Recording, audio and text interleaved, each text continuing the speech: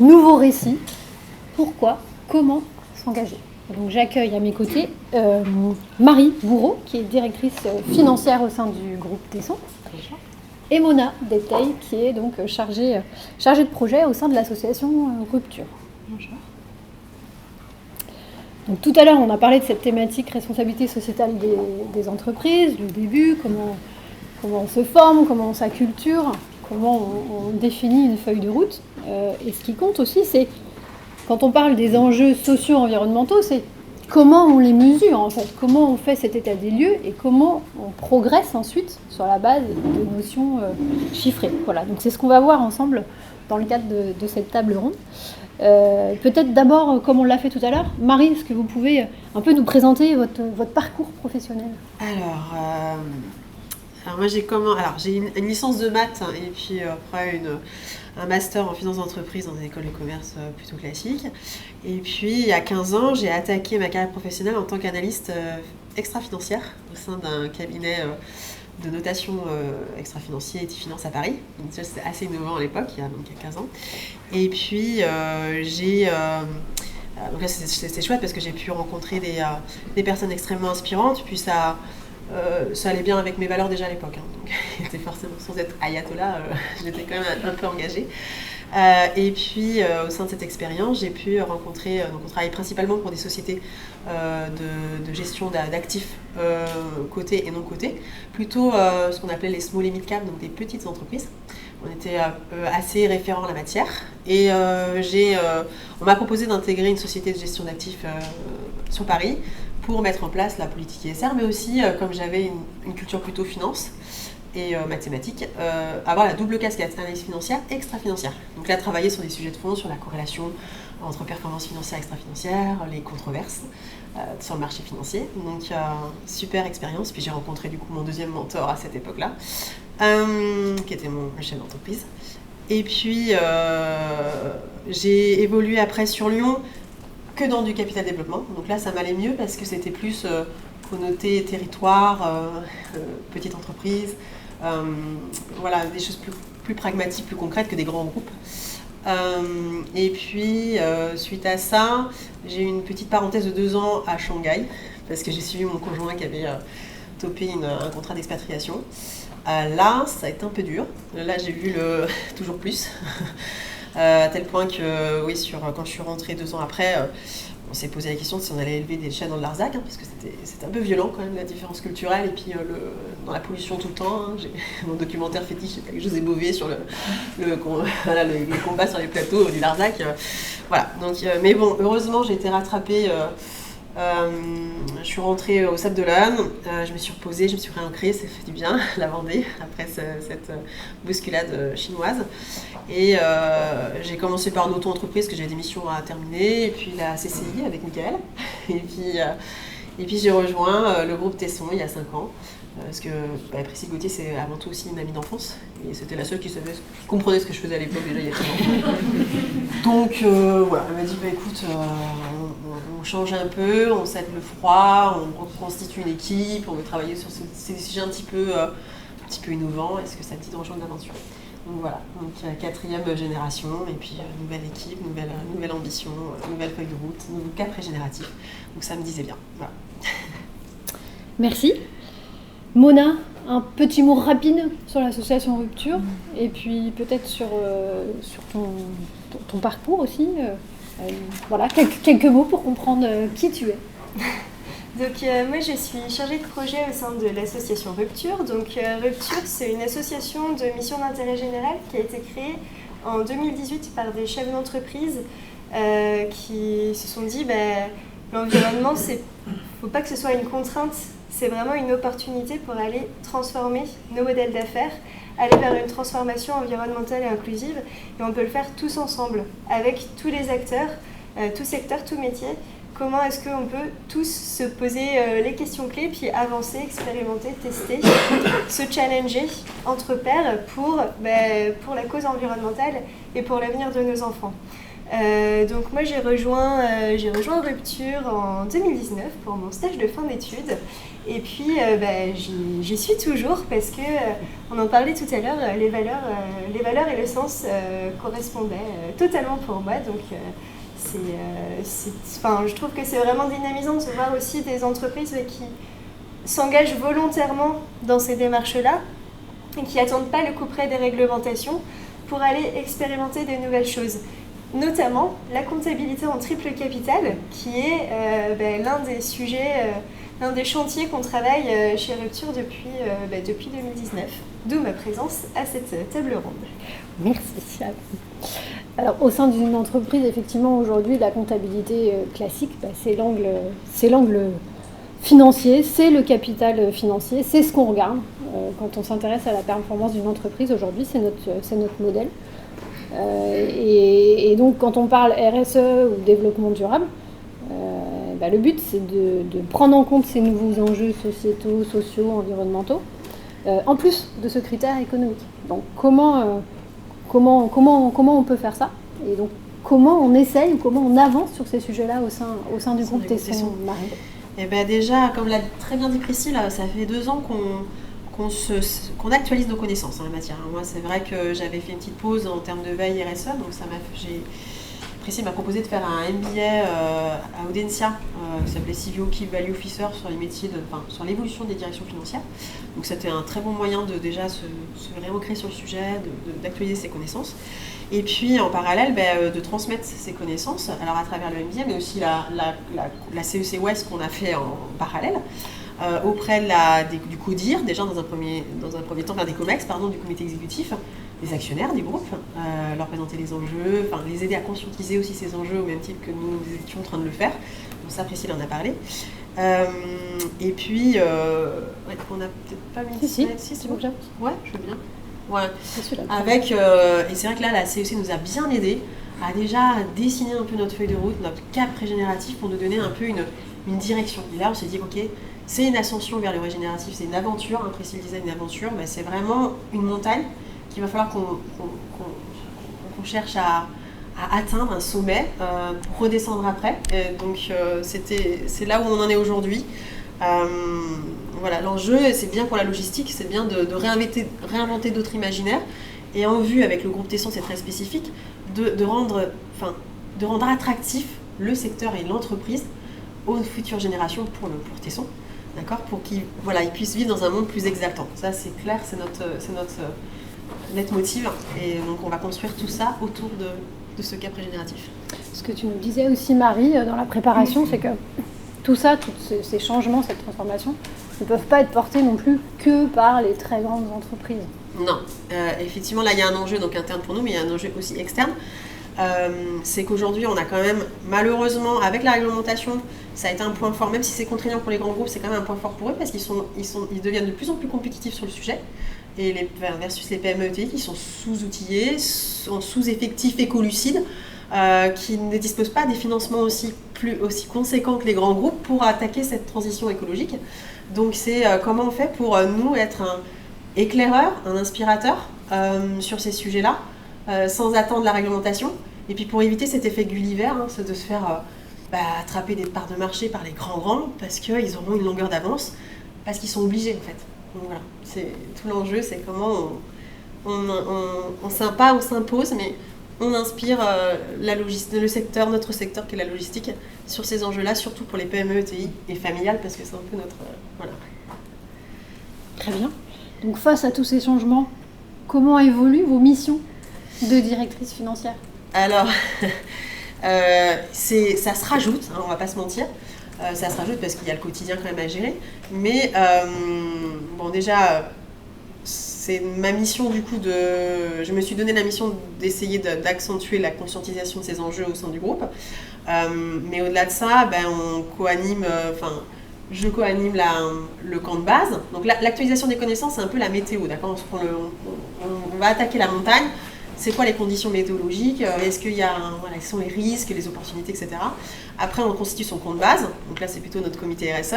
Et puis, on va se dire, OK, on a besoin d'un sac à dos solide, etc. Donc, quels sont nos outils qu'on a à disposition déjà? On ne va pas réinventer l'eau chaude.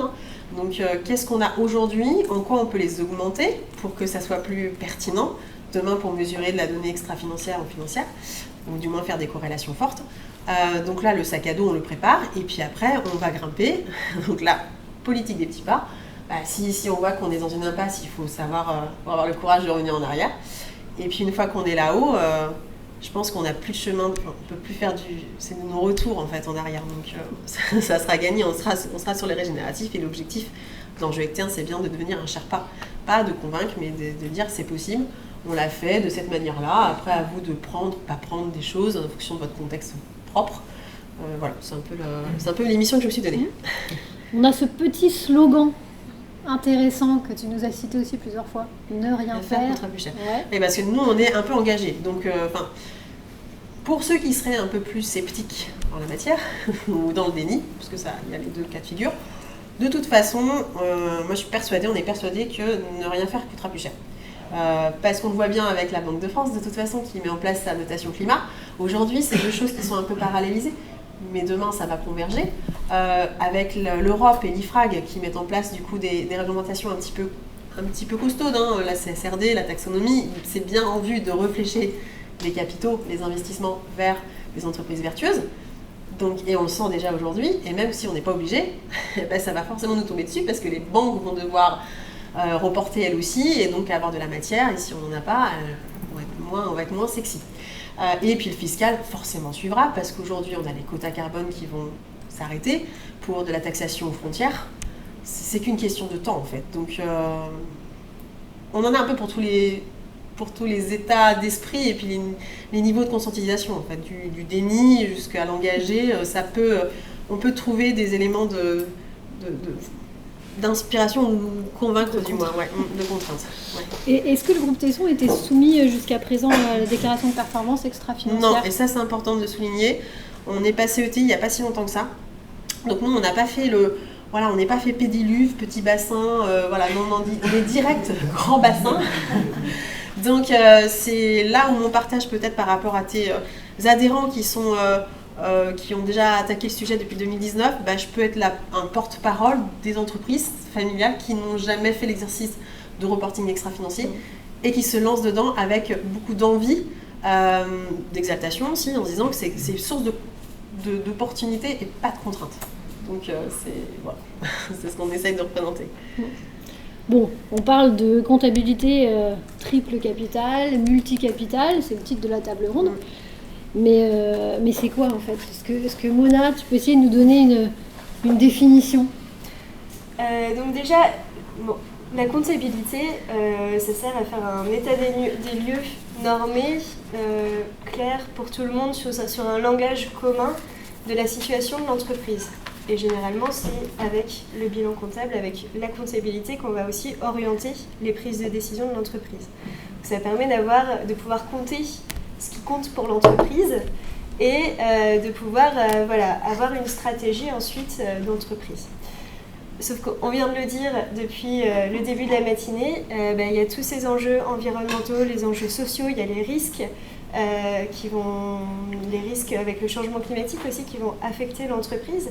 Donc comment est-ce qu'on se projette dans le temps, comment est-ce qu'on se projette aussi pour assurer la pérennité des entreprises et aussi des entreprises familiales de cette transmission, comment est-ce qu'on arrive à piloter dans le brouillard. Et bien pour ça, la comptabilité classique telle qu'on la connaît aujourd'hui, elle apparaît pas forcément suffisante parce qu'elle va être axée sur le capital financier, elle va prendre en compte les éléments financiers, mais elle oublie toute la partie extra-financière, environnementale, sociale. Donc comment est-ce qu'on les remet au même niveau que ce capital économique ? Donc comment est-ce qu'on peut mesurer, comptabiliser le capital financier, capital social, capital environnemental à un même niveau pour avoir une vue à 360 degrés et pouvoir orienter les prises de décision et piloter cette stratégie avec une vision vraiment éclairée pour assurer la pérennité de l'entreprise. Et la différence, alors, comptabilité multicapital, triple capital, CSRD, comment on fait le parallèle ? Pour nous, comptabilité triple capital, multicapital, comptabilité étendue, on est sur les mêmes principes. C'est comment est-ce qu'on a une comptabilité un peu augmentée qui permet de prendre en compte les trois grands piliers du développement durable. Après, la CSRD, on l'a dit, c'est une prochaine réglementation européenne qui va apporter une obligation de reporting sur des sujets extra-financiers. Et c'est vrai qu'on va être sur du reporting, sur de la mise en conformité, de la transparence. L'objectif de la comptabilité en triple capital, c'est d'aller un petit peu plus loin et de se dire on anticipe et on est vraiment dans du pilotage stratégique. Et donc, l'un va nourrir l'autre pour pouvoir orienter l'entreprise. Et vice-versa. Je vais avec entre du général et de l'analytique et du contrôle de gestion, si tu fais Ah ben... sur du retour de capital qui alimente les rapports et la Ben, le contrôle de gestion, déjà, ça va être plus pour mesurer aussi la performance de l'entreprise, d'accord, dans les différents postes. Donc effectivement, tous les métiers vont évoluer. Dans le contrôle de gestion, on va avoir des contrôleurs de gestion environnementaux, des contrôleurs de gestion éco-conception, des contrôleurs en fait, qui vont venir mesurer la performance d'une action vis-à-vis. Mais la compta, elle, c'est le bilan, déjà, c'est un drive de l'entreprise depuis l'origine, qu'est-ce qui s'est passé. Donc c'est figé à un instant T, une date de l'année. Et le compte de résultat, c'est ce qui... Mais ça, c'est pas assez détaillé, d'accord? Non, mais autrement dit, ce que je voulais dire, c'est que dans l'approche, on rentre dans de l'analytique et dans du contrôle de gestion. On va chercher les indicateurs de performance et d'efficience qui nous permettent de mesurer les sujets. Alors, la comptabilité, ça va être plutôt de la data, d'accord? Donc, on va devoir structurer la data. Et après, le contrôle de gestion, ça va être comment on analyse cette data. Donc là, tu vois bien en fait que, au même titre que la compta classique financière, où on a de la data, du chiffre d'affaires, etc. Mais après, on a le contrôle de gestion qui va venir voir comment ça évolue. Ben, ça va être pareil, on a des mètres carrés de biodie, enfin de sol artificialisé, etc. Et derrière, c'est le contrôleur de gestion environnement qui va dire comment ça évolue dans l'artificialisation des sols. Donc il y a bien, on retrouve bien on peut faire le parallèle en fait entre la compta et le contrôle de gestion, même en multicapital. C'est ma perception des choses dans mon âge, je sais pas ce que tu penses. Oui, et puis ensuite, c'est aussi, ça peut être se décliner à toutes les strates de l'entreprise, parce que une fois qu'on a cette vision triple capital, on peut donner aussi, se dire, on redescend à chaque service, l'acheteur, il faut qu'il regarde pas seulement l'économique, mais aussi le côté environnemental et social, et ainsi de suite, et faire redescendre dans toutes les strates de l'entreprise. Pourquoi chez Rupture vous avez décidé de lancer ce chantier? On avait on avait un adhérent qui s'était déjà lancé dans une démarche de comptabilité en triple capital. Donc un peu ce qu'on se disait, on s'inspire les uns les autres, et du coup d'un adhérent on est devenu à 7, 10, 15 à se dire mais c'est intéressant, il faut qu'on y aille, il faut qu'on anticipe le virage. Et du coup on est maintenant une vingtaine d'acteurs, tout secteur, tout métier, à réfléchir sur le sujet. Alors décrypter, mais aussi expérimenter, tester des démarches pour aller vers la comptabilité en triple capital. Super. Du coup, tu nous en diras un petit peu plus tout à l'heure. Super. Alors Marie, je vais citer un mot, le mot simplexifier, alors que j'ai découvert, moi, en préparant la table ronde, je l'avoue, de façon très humble. Est-ce que tu peux nous dire qu'est-ce qu'on entend, c'est quoi le concept, qu'est-ce qu'on met derrière? Il existe, hein, il existe. Je l'avais entendu la première fois par Idriss Aberkan, donc à l'époque qui était passé. Il aime bien inventer des mots comme ça et tout. Et celui-là m'avait parlé. Non, parce que je trouve qu'il s'approprie, il est assez intéressant dans ce contexte-là de multicapital, parce qu'on voit bien que depuis le début de l'ère industrielle, on a une tendance à se spécialiser, que ce soit l'éducation, la médecine, la finance, etc. On est en silo. Et là, l'enjeu qu'on va avoir avec l'environnement, le contexte géopolitique, c'est qu'il va falloir qu'on désapprenne pour réapprendre justement, qu'on change notre schéma de pensée, qu'on soit plus holistique, plus global, plus systémique. Donc ça demande, c'est complexe du coup. Et donc c'est comment on embrasse cette complexité ou qu'on l'accepte, d'accord, mais sans chercher de nouveau à rentrer dans le travers des silos, parce que ça n'a pas fonctionné, d'accord. Il y a beaucoup de, justement, il va falloir qu'on mesure les corrélations entre chaque. La biodive avec le climat, faut pas qu'on fasse de nouveau, faut pas qu'on rentre dans le travers des silos, sinon ça va pas fonctionner. Donc comment on fait pour aborder cette complexité? Et donc du coup c'est de trouver des schémas, c'est de dire ok, on va la découper en quelque chose de peu plus simplexe, du coup pas simple, pas simplifié parce que c'est trop connoté silo, Et comment on va peut-être partir de deux variables, puis après on va rajouter en fonction de son contexte, de son besoin, pas à partir du général. Dire la logistique, ok c'est ça, il y a des impacts négatifs, il y a des activités éco-compatibles. Comment on va prendre déjà deux variables, on voit ce que ça donne, puis on rajoute une autre, on en rajoute un peu au fur et à mesure, petit pas. C'est ça l'approche simplex. Donc toujours pour garder quand même, pour pas dénaturer la complexité du sujet. Je ne sais pas si c'est clair, mais ça l'est dans ma tête. Ça l'est plus que seul le mot, en tout cas. Voilà. Et le but, c'est aussi peut-être d'éviter la contrainte. Finalement, tout ça, c'est toujours dans une logique d'anticiper. Et d'agilité. Voilà, d'agilité pour éviter on m'amène une contrainte, je ne l'ai pas anticipée et c'est quand même plus dur et plus long du coup, de se mettre en mouvement. Voilà. Comment on peut faire le lien avec la thématique de la biodiversité ? On en a parlé tout à l'heure, on a parlé du projet des salines. Comment cette biodiversité, elle entre là, dans cette thématique multicapitale ? Parce qu'on ne va pas se mentir quand même, un de nos impacts les plus forts négatifs, en tout cas chez Tesson, c'est l'artificialisation des sols avec les entrepôts. Donc la biodiversité, ça va être un enjeu majeur pour nous. Donc c'est de se dire comment on réinvente la logistique, surtout l'entreposage, demain. On parle de 6e extinction, il y a des choses, alors qu'on soit convaincu, pas convaincu, en tout cas nous on l'a intégré comme un fait. Donc maintenant c'est comment on travaille dessus, comment on doit réensauvager la logistique. Donc peut-être qu'il faut repenser, on l'a un peu initié avec la CEC Ouest, des cousins de Priscille qui a lancé le sujet des ARR, des zones d'activité régénérative. Comment les zones industrielles ou les zones d'activité aujourd'hui peuvent repenser les corridors de biodiversité, parce qu'un des facteurs de la perte de biodiversité qu'on connaît sur le territoire, c'est ces fameux timbres-postes qu'on a créés. Ça, ces timbres-postes de biodiversité, ça ne permet pas aux espèces de... donc ça les étouffe et ça contribue à l'appauvrissement avec l'arrachage des haies, etc. Donc comment, en fait, collectivement, donc c'est bien un sujet collectif, il faut taper à la porte du voisin et se dire, ok, on a des terrains, on a des entrepôts, comment on fait des entrepôts-usines, des usines forêts, des entrepôts forêts, des usines forêts, pour recréer ces corridors. Et comment collectivement, on doit projeter l'avancée de ces corridors. Ça peut être un sujet de biodiversité, en tout cas chez nous. Et les salines, c'est au-delà d'un intérêt de préservation du patrimoine culturel et environnemental, c'est aussi une merveilleuse source d'inspiration et d'observation des écosystèmes pour pouvoir peut-être les reproduire après sur les entrepôts. Donc c'est de s'en inspirer. Merci beaucoup. Alors je parlais tout à l'heure des actions plus concrètes. Donc Mona, on avait peut-être pour illustrer un peu tes propos, qu'est-ce que vous avez fait aujourd'hui dans le cadre de ce chantier chez Rupture ? Est-ce qu'il y a des résultats ? Qu'est-ce que ça donne ? Alors, déjà, on a commencé par découvrir le sujet parce qu'au tout début, en 2019, comptabilité en triple capital, ça ne nous parlait pas trop. Donc, avec des adhérents experts de la RSE, de la comptabilité, des experts comptables, des DAF, on s'est mis à décrypter le sujet. Donc, on a un petit...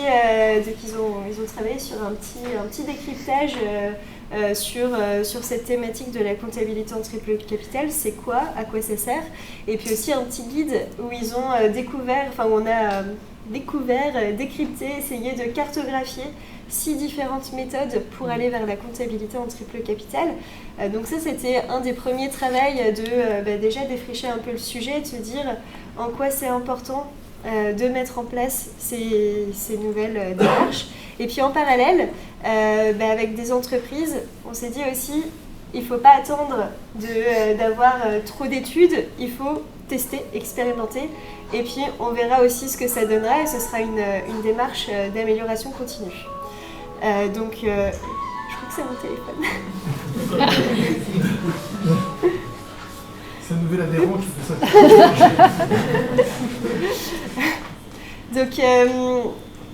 Donc l'idée aussi, ça avait été d'expérimenter différentes méthodes en fonction des besoins et des enjeux que les entreprises avaient pour que ça colle aussi au mieux à leur niveau de maturité et ce qu'ils recherchaient dans la comptabilité en triple capital. Donc depuis 2020, on a 8 entreprises qui ont expérimenté et mis en place des démarches de comptabilité en triple capital. Donc des méthodes différentes, des entreprises de tailles différentes, de l'ETI à la toute petite entreprise, de secteurs différents, donc des entreprises plus de services, des entreprises sur le numérique, dans l'immobilier. Voilà, pour essayer aussi de tester en fonction de son secteur d'activité, de faire remonter ce qui peut aller ou ce qui va et ce qui ne va pas et comment est-ce qu'on peut travailler pour améliorer les méthodes et être dans une démarche d'amélioration continue. Donc ce qui ressort, c'est que c'est vraiment un outil qui leur permet de piloter leur stratégie d'entreprise, de pouvoir voir la création de valeur sur le territoire par l'entreprise, mais aussi la valeur qui est détruite environnementalement et socialement, et d'instaurer une notion de dette de l'entreprise et de pouvoir voir l'évolution d'année en année du plan d'action qu'ils ont pu mettre en place pour justement aller vers ces objectifs de réduction de leur impact. Ce qui ressort aussi, l'autre pendant qui ressort, c'est il faut embarquer toutes les parties prenantes, le fournisseur du fournisseur, pour avoir les données les plus précises possibles. Au début, il faut quand même se lancer, et puis même si les données ne sont pas précises, on y va pas à pas. Mais ensuite, au fil du temps, comment est-ce qu'on peut embarquer toutes les parties prenantes pour aller vers le même référentiel? Et c'est aussi l'un de nos objectifs sur ce chantier comptabilité en triple capital, c'est de pouvoir réunir des entreprises, des comptables, des experts comptables, des banques, des assurances, pour tous aller vers ce même référentiel et se poser les bonnes questions pour pouvoir ensuite effectivement échanger, parce que on l'a dit plus tôt, il y a des nouvelles réglementations qui arrivent, des nouvelles manières de financer, des financements qui vont être octroyés ou non en fonction des actions qu'on met en place sur l'environnement et sur la société, pour les sociétés. Donc tout ça est lié et c'est comment est-ce qu'on y va ensemble pas à pas. Je crois que la Banque de France notamment fait partie on a une travail. Personne de la Banque de France qui participe à notre groupe de travail et donc normalement notre prochaine réunion devrait avoir la présentation de l'indicateur climat que vous avez évoqué tout à l'heure. Pour justement cet indicateur, comment est-ce qu'on peut le relier à la comptabilité en triple capital, en tout cas comment ça peut faire lien et comment aussi on peut... on voit que les établissements bancaires prennent en compte ces actions enjeux environnementaux au travers de ces nouveaux indicateurs. Très bien. Marie, concrètement, comment on fait une fois qu'on a dit tout ça? Ouais, comment on fait? Alors, comment on fait pour justement digérer un peu toute cette complexité? Je vous disais qu'on allait sauter dans le grand bain, c'est pas vraiment le cas, on va quand même passer par la pataugeoire et le petit bassin. En vrai, finalement. Et Priscille parlait du point zéro, c'est important de commencer par effectivement un bilan. Dans tous les cas, dans tous les domaines, c'est bien de commencer par un bilan, un check-up. La feuille de route nous a aidés, parce qu'on a fait un super travail. Donc voilà, on peut faire un bilan carbone, un bilan biodiv, ça commence à arriver, un bilan matière si on est soumis, si on a des enjeux d'éco-conception ou des circularités. On peut aussi se poser sur la chaîne de valeur. C'est quoi notre chaîne de valeur? Où est-ce qu'on est exactement? Quel est notre impact? Cartographier nos flux aussi, ça permet de se faire un peu mal quand on voit physiquement sur une carte nos flux. Dire ah ouais, indirect, direct, se dire peut-être falloir repenser un peu les choses.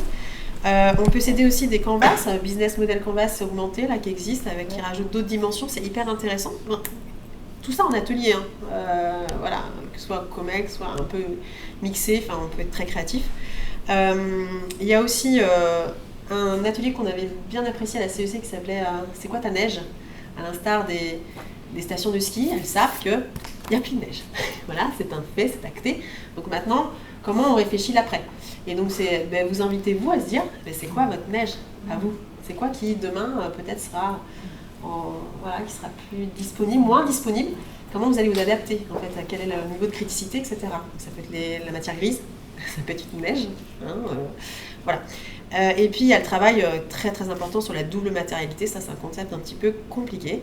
C'est de se dire c'est quoi mon impact envers le climat, mais pas que, la biodiversité, les ressources, le social, le sociétal, et surtout quel est l'impact demain, compte tenu de la conjonction, des tensions géopolitiques, les aléas climatiques, quel est l'impact de ces aléas sur mon entreprise. Donc c'est faire les deux, en questionnant toutes ces parties prenantes externes. Et là, ça va permettre de dégager, tout ça pour dire que ça permet de dégager des axes forts, des axes prioritaires pour le groupe. On peut s'aider par exemple du visuel des objectifs de développement durable. C'est 17 objectifs de développement durable qui sont assez visuels, qui font l'objet d'un consensus international. Ça permet de faciliter ce genre d'exercice à faire collectivement. Et tout ça pour dresser des axes stratégiques clés qui constitueront la colonne vertébrale des rapports, de la triple comptabilité, mais aussi des rapports comme la CSRD. D'accord ? Une fois qu'on a ces piliers stratégiques, du coup, on va poser des objectifs. Ok, on a ces piliers-là, je sais pas, moi par exemple, réensauvager les sites, voilà, c'est notre mission. On a des indicateurs qui vont se découler, d'accord ? Puis du coup des objectifs, puis du coup des indicateurs pour permettre de mesurer ces objectifs, et de la data pour permettre d'alimenter ces indicateurs. Donc après, voilà, c'est de la gestion smart, indicateur smart classique. Et indicateurs, tiens, la CSRD, c'est bourré d'indicateurs aussi. Donc on part de ces indicateurs qui sont pertinents pour l'entreprise. On a les indicateurs dans les différents référentiels CSRD, taxonomie, et ceux qui sont volontaires. Et c'est-à-dire après de venir faire des tables de correspondance en disant, notre indicateur qu'on s'est ciblé nous, tiens, c'est le 2.1 pour machin du truc, voilà. Et c'est des tables de correspondance, c'est de la data, et c'est dire, ok, du coup, c'est quoi notre taux de conformité aujourd'hui ? Et je pense que c'est important, il est urgent, il y a une urgence, et il est urgent de prendre le temps de le faire dans le bon sens. En partant des enjeux sectoriels, peut-être des enjeux, il y aura peut-être des enjeux généraux, mais des enjeux sectoriels de la logistique, et progressivement, on va venir augmenter, ça fera l'objet d'un objectif aussi, augmenter notre taux de conformité avec le reste du réglementaire. Donc c'est comme ça qu'on va l'aborder. Et puis l'objectif, les objectifs qu'on va se fixer, c'est forcément, ça va dresser une trajectoire. Cette trajectoire, ça va nous permettre d'avoir des jalons, et dans ces jalons, des budgets. Et tiens, le budget, c'est la base des travaux en multicapital. Parce qu'on se fixe un budget. Alors si on prend par exemple le carbone, c'est facile, ou l'eau, c'est dire voilà, on ne va pas dépasser tant de tonnes carbone par rapport à notre bilan carbone, ou par rapport à voilà. Ou l'eau, on ne peut pas dépasser tant de consommation d'eau. Du coup, on va l'inscrire dans le bilan en disant, voilà, on a un quota à l'année, qu'il faudrait aussi mesurer par rapport aux quotas disponibles, d'accord ? Parce que c'est bien de se fixer des quotas, mais si on est on est quand même au-delà du quota international. Oui, il faut que ce soit cohérent avec le territoire sur l'eau, par exemple, la question de l'eau, ou en cohérence avec le périmètre mondial si on est sur le carbone.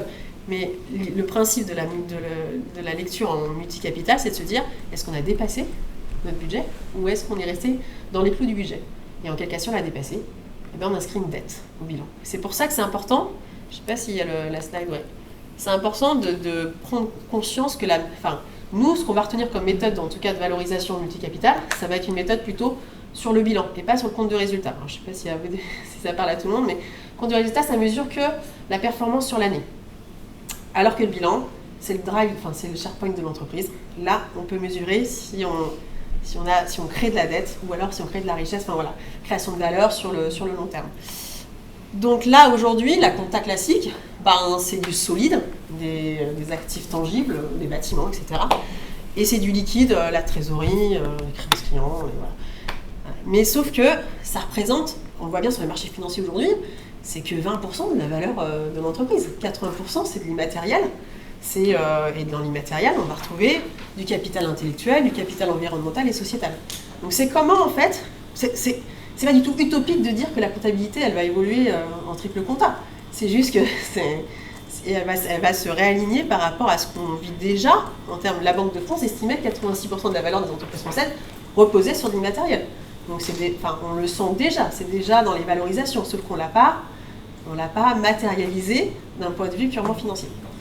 Donc aujourd'hui, il faut savoir que toutes les méthodes qui existent, qui émergent, que ce soit bilanciel ou compte de résultat, c'est très expérimental et non stabilisé. Donc nous, on va essayer de prendre un peu plutôt dans celles qui sont bilancielles et de simplifier un peu les choses par rapport à nos enjeux clés. Déjà, on va commencer par là, puis après on verra en termes de taux de conformité, au fur et à mesure que la réglementation va avancer, on avancera tout doucement avec elle aussi.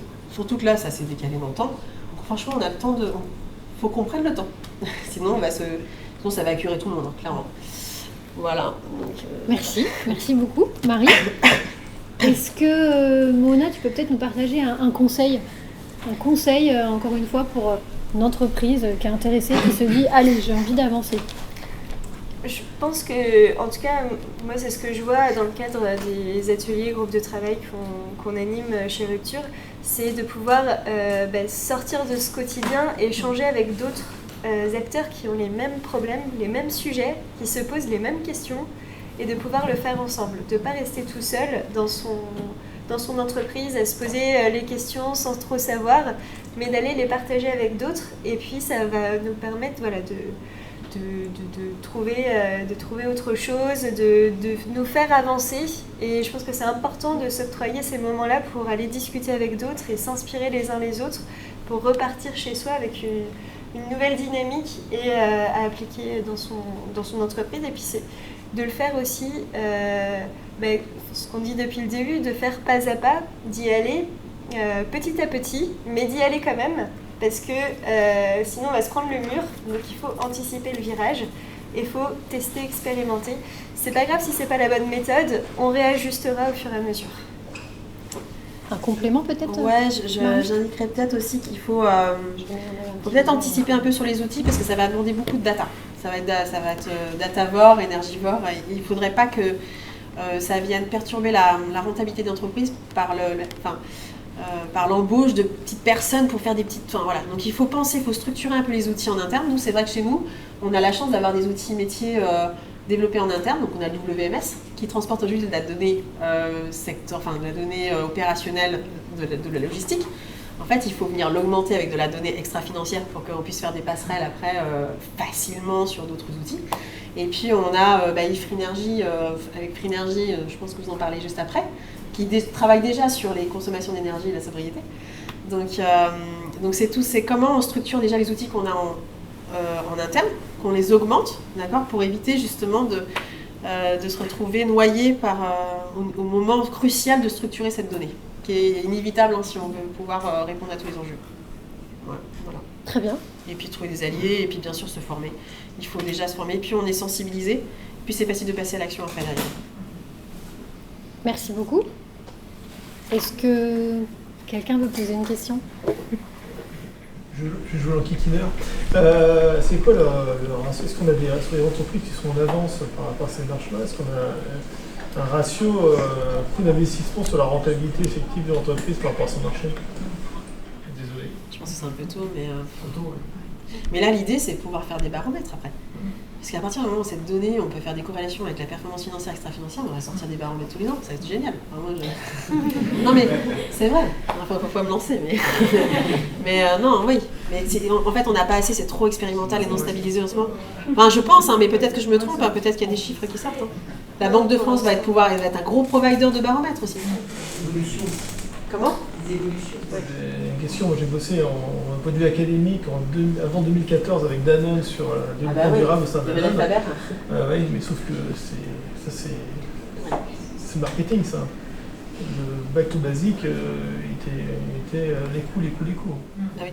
Alors, oui, on voit bien que les directions financières, elles vont être un peu les gardiennes du temple de la valeur demain. Hein, parce que c'était un sujet, autant la RSE c'est un sujet très marketing comme avant. Là, ça tend à venir se spreader un peu sur tous les métiers et notamment les directions financières parce que du coup, c'est elles qui vont devoir rendre des comptes. Et donc, du coup, ces profils financiers, c'est quand même pas les profils à la base qui étaient les plus... ils n'ont pas fait ça pour... Donc, c'est comment... c'est un peu des petites lasagnes bien rangées. Et c'est comment, en fait, alors que le multicapital, c'est carrément des spaghettis chaotiques. C'est les mêmes ingrédients. Mais comment on fait pour avoir le bon coup de fourchette pour arriver à mélanger tout ça, quoi. Donc, ouais. Mais c'est pas... pour moi, je trouve ça passionnant. C'est justement... Et puis, si on ne sait pas faire, on va venir se compléter l'équipe avec des gens qui seront plus spécialisés sans rentrer dans le défaut des silos. Effectivement, je pense que ça tient aussi à l'engagement de l'entreprise, la volonté du dirigeant et d'avoir des référents en interne qui portent. Et c'est sûr qu'il faut ça aussi pour que ça devienne véritablement un nouvel axe stratégique de l'entreprise. Enfin, l'axe stratégique de l'entreprise. Est-ce qu'il y a une autre question? Oui. On entend que le secteur bancaire, financier prend un peu les choses en main sur le sujet. Est-ce qu'au niveau assurantiel, c'est la même chose ou est-ce qu'ils sont plutôt en mode suivi et ils attendent un peu de voir ce qui se passe? On voit déjà, il y a plein de choses qui sont plus assurées en fait, à cause des risques climatiques notamment. Mais je crois même que la ville des Sables d'Olonne n'est plus assurée. Enfin, ils n'ont pas trouvé d'assurance. Il y a tout le monde va s'en emparer parce que c'est un vrai impact coût. La banque, parce qu'il n'y a pas le choix, c'est l'Europe qui va faire pression pour que les octroient. Mais l'assurance, c'est un impact financier majeur pour eux. Donc sujet à creuser, mais a priori, oui. Non, ne rien faire Même coûtera plus cher conséquence. dans tous les ça soit d'un point de vue. C'est très bien que les sceptiques ou les récalcitrants On peut les attirer par ce texte-là. Ce sera un moyen de pression pour les faire avancer. Je vous propose qu'on prenne encore Le deuxième sujet, c'est une question ouverte. qu'on prenne la question de François.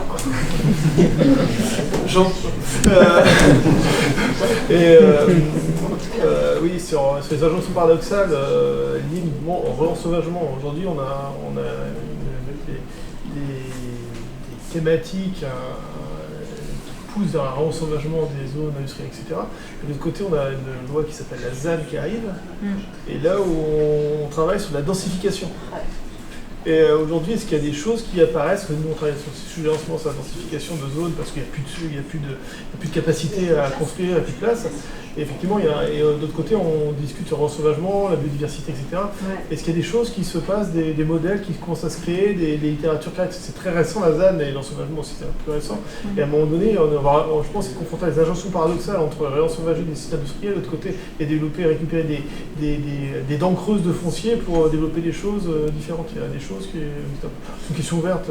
Il faut déjà penser corridor. Si on arrive à réinstaurer des corridors, déjà c'est un grand pas, d'accord. Donc après ça, on peut très bien densifier, mais pour justement péter. On a noté un autre paradoxe sur le corridor. Aujourd'hui, souvent les municipalités travaillent sur des visions. Je n'arrive pas sur des schémas directeurs industriels et fonciers sur le temps, et travaillent sur des briques de mise à disposition de fonciers par touche régulière. Donc on a une autre injonction paradoxale aussi là-dessus. Et il n'y a pas aussi le pouvoir public à mobiliser, parce que le détenteur, c'est le pouvoir public. C'est pour ça qu'il faut la jouer collectif. Là, on voit que c'est un sujet où clairement ça faut être collectif.